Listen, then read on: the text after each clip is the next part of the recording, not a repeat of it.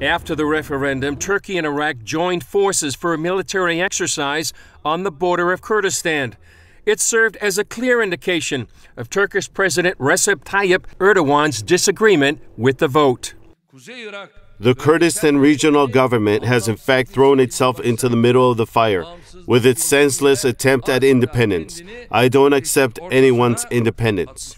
Erdogan also threatened to cut off Kurdistan economically by stopping it from exporting oil and goods to the world. Then in Baghdad, the Iraqi government stopped international airlines from flying into the region's two international airports. That forced the evacuation of a number of NGOs. Really sad, yes. I came here to try and make a difference to people living in an IDP camp, and I'm really heartbroken that I can't continue with them. While that isolated the Kurds from much of the world, the U.S. piled on when Secretary of State Rex Tillerson said the U.S. does not recognize the Kurdistan regional government's unilateral referendum.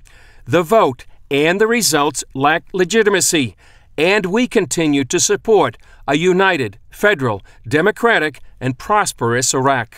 The Kurds are our greatest ally in the region. Retired General Jay Garner says the Kurds earned the right for U.S. recognition. And they fought with us in 2003. They held the line in 2014 when the Iraqi army fled, when our army ran. They held the line for over 2 years without us giving them much equipment, just as light infantry. And they held 1,000 kilometers of line against ISIS, and we don't recognize that now. They're our allies, the most pro-U.S. people in this region, and what we're doing now, we're punishing them. He says the U.S. picked the wrong place to push away a close ally. We ought to grab a friend where they can. This part of the world is not very friendly at all. But up here, these guys are real friends, and we ought to wrap our arms around them. Chris Mitchell, CBN News, Jerusalem.